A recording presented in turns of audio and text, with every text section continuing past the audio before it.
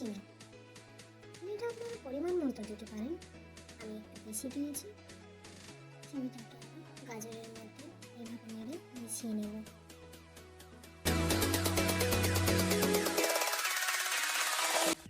চিনি দেওয়ার পর গ্যাসের ফ্লেমটা আমি হাই করে দেব, যাতে এই যে জল জল ভাব দেখাচ্ছে সেটা টেনে নেয় তাড়াতাড়ি।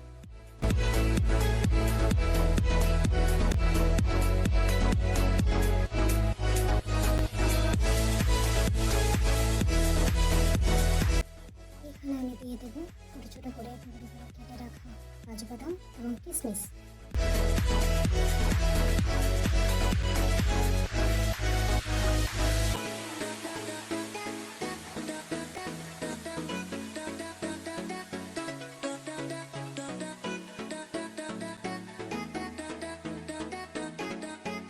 আমার হালুয়া প্রায় হয়ে এসেছে। এই পর্যায়ে আমি দিয়ে দেবো একটু গুঁড়ো করে রাখা এলাচ এবং নেড়ে সেটাকে মিশিয়ে নেব।